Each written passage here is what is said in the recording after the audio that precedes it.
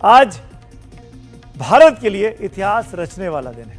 इतिहास एक गाड़ी से जुड़ा है। गाड़ी बैटरी से चलती है। बैटरी से चलने वाली गाड़ियों को ईवी या इलेक्ट्रिक व्हीकल भी कहते हैं। आज भारत ने अपनी इलेक्ट्रिक कार बना ली है। इसके साथ ही इलेक्ट्रिक बैटरी भी तैयार कर ली है। यूरोप, अमेरिका, चीन और साउथ कोरिया के बाद दुनिया में भारत ऐसा देश बन गया है जहां इलेक्ट्रिक व्हीकल तैयार हो सकते हैं। बैटरियां तैयार हो रही हैं। विकसित भारत के टारगेट को पूरा करने में इस कदम को एक बड़ी छलांग के तौर पर देखा जा रहा है।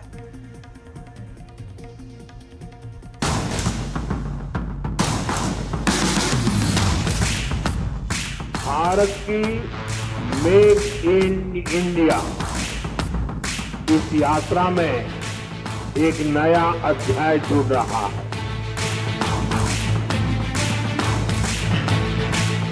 ये make in India, make for the world हमारे उस लक्ष्य की तरफ एक बड़ी छलांग है।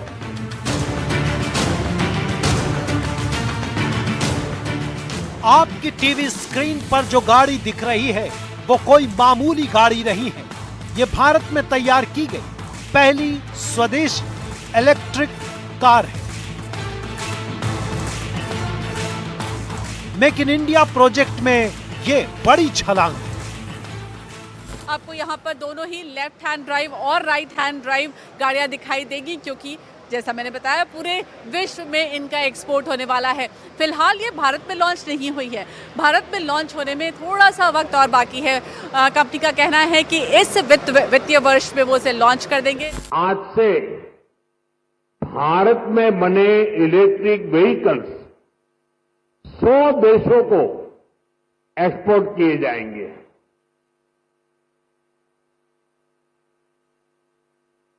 साथ ही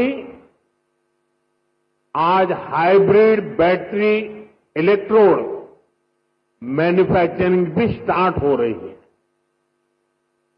आज का ये दिन भारत और जापान की फ्रेंडशिप को भी नया आयाम दे रहा है। विकसित भारत की ओर आज दूसरा बड़ा कदम है ये बैटरी, जो इलेक्ट्रिक व्हीकल और हाइब्रिड गाड़ियों से सफर को सस्ता और प्रदूषण रहित बनाती है।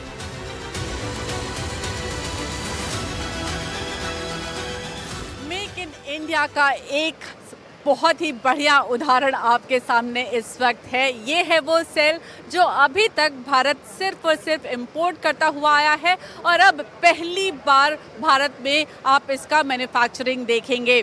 ये मैन्युफैक्चरिंग हो रही है सुजुकी, तोशिबा और डेंसू के साथ में लगे जॉइंट वेंचर में लगे हुए प्लांट पर। यहाँ पर आप देख सकते हैं इसके जो रॉ मटेरियल्स हैं वो आपको दिखाई देंगे, ग्राफाइट, एनएमसी और लिथियम, जिससे ये एनोड और कैथोड बनते हैं। इसमें आपको सेपरेटर्स भी दिखाई दे रहे हैं। फिर उसके बाद बनता है ये जेली रोल, जो कि इस सेल के अंदर जाता है और फिर इन सेल्स को एक साथ असेंबल किया जाता है और इस असेंबली को ही बैटरी पैक कहते हैं। फाइनली ये इस रूप में तैयार होता है और फिर जाता है स्ट्रॉन्ग हाइब्रिड गाड़ियों के अंदर। जी हाँ, अभी यहाँ पर जो बैटरी मैन्युफैक्चरिंग हो रही है वो ईवीज के लिए नहीं हो रही, सिर्फ स्ट्रॉन्ग हाइब्रिड के लिए हो रही है। दुनिया इस समय बैटरियां बना रही हैं इंडिया में, लेकिन सेल इंपोर्ट करती हैं। टीडीएसजी ने सेल मैन्युफैक्चरिंग 4 साल पहले शुरू कर दी थी। अब इलेक्ट्रोड, जो कि सेल का भी एक और गहरा हिस्सा है, इलेक्ट्रोड मैन्युफैक्चरिंग यानी कि कैथोड और एनोड मैन्युफैक्चरिंग भी शुरू कर दी है। तो ये एक आत्मनिर्भरता में एक बहुत बड़ा कदम है हिंदुस्तान के लिए कि एक नई टेक्नोलॉजी में भी एक डीप लेवल लोकलाइजेशन हमने हासिल किया। और भारत के पास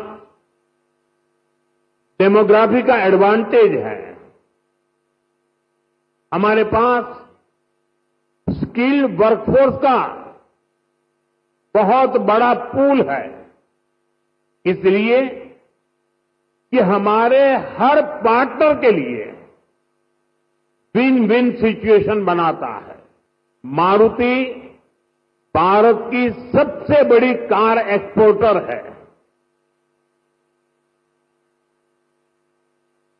अब आज से ईवी एक्सपोर्ट को भी उसी स्केल पर ले जाने की शुरुआत हो रही है। अब दुनिया के दर्जनों देशों में जो ईवी चलेगी उसमें लिखा होगा made in India. Electric vehicle जहां एक और स्वदेशी का स्वाभिमान है, वहीं दूसरी ओर ये बड़ा व्यापार भी है। 2024 में 17 मिलियन इलेक्ट्रिक व्हीकल बिके, 2025 में 22 मिलियन का लक्ष्य है। इसमें चीन नंबर 1, यूरोप नंबर 2 और अमेरिका नंबर 3 है। दुनिया में कुल कार सेल का 20% इलेक्ट्रिक व्हीकल है। ये 2025 के अंत तक 25% हो जाने की संभावना है। स्वदेशी निर्माण के बाद भारत में इलेक्ट्रिक व्हीकल सस्ते भी हो सकते हैं। वैसे इंडस्ट्री के वरिष्ठ इसके लिए अच्छे प्रोत्साहन को भी जरूरी मानते हैं। We have all the technologies, so we would suggest to government that you incentivize the customer to buy the best technologies by giving the best tax rates. उद्योग और ग्राहक के बीच सरकार की भूमिका बैटरी जैसी ही होती है। वो जितनी प्रभावी होगी, व्यापार उतना आगे जाएगा। इसका उदाहरण है व्यापार में आ रहा बदलाव। पिछले कुछ सालों में इलेक्ट्रॉनिक प्रोडक्शन 500% बढ़ा है। मोबाइल प्रोडक्शन 2014 की तुलना में 2700% बढ़ा है। पिछले एक दशक में डिफेंस प्रोडक्शन 200% से ज्यादा बढ़ा है। आने वाले समय में हमारा फोकस फ्यूचरिस्टिक इंडस्ट्री पर होगा। सेमीकंडक्टर सेक्टर में भारत टेक ऑफ कर रहा है। देश में इसके 6 प्लांट्स तैयार होने वाले हैं। भारत सरकार ऑटो इंडस्ट्री के लिए रेयर अर्थ मैग्नेट की शॉर्टेज से जुड़ी कठिनाइयों के प्रति भी सजग है। इस दिशा में देश के सामर्थ्य को बढ़ाने के लिए हमने नेशनल क्रिटिकल मिनरल मिशन भी लॉन्च किया है। इसके तहत देश में अलग अलग जगह पर 1200 से अधिक खोजी अभियान चलाए जाएंगे। क्रिटिकल मिनरल्स को तलाशा जाएगा। दुनिया में पावर के समीकरण बदल रहे हैं। सबसे पावरफुल की जंग चल रही है। अमेरिका और चीन के बीच मुकाबला है।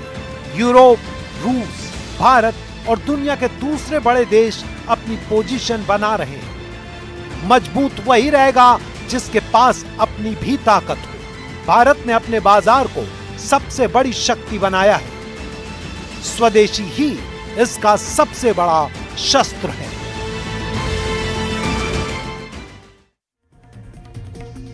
और ये बिल्कुल ठीक है कि स्वदेशी भारत के हाथ में एक अमोघ अस्त्र है।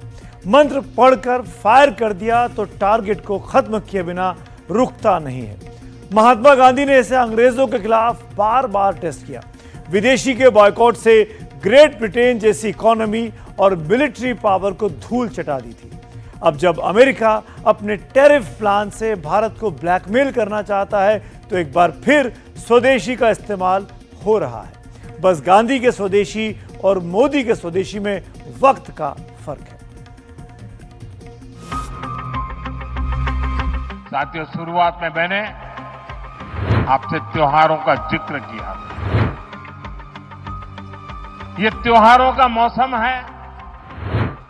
अब नवरात्रि, विजयादशमी, धनतेरस, दीपावली, ये सभी त्योहार आ रहे हैं। ये हमारी संस्कृति के उत्सव तो है ही, ये आत्मनिर्भरता के भी उत्सव होने चाहिए।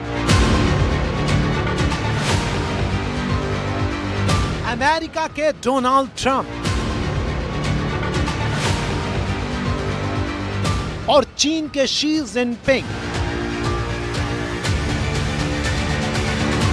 को एक भाषा, एक मात्रा और एक शक्ति में भारत का डिप्लोमेटिक, डिफेंस और इकोनॉमिक जवाब है स्वदेशी।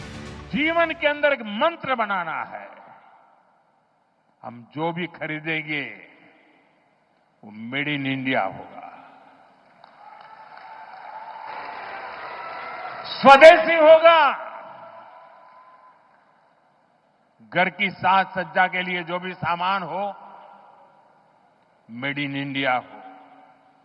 यार दोस्तों को गिफ्ट के लिए कुछ देना है, उपहार वही जो भारत में बना हो, भारत के लोगों द्वारा बनाया गया हो।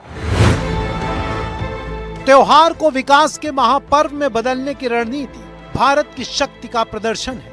भारत अपनी खुशी में जितना खर्च कर देता है, दुनिया के अच्छे अच्छे देशों का जीडीपी नहीं होता है। और अगर भारत का बाजार स्वदेशी हो जाए तो दुनिया का क्या हाल होगा, इसकी भी समझ और चेतावनी देता है। और मैं विशेष रूप से दुकानदार भाई बहनों को कहना चाहता हूं, व्यापारियों से कहना चाहता हूं,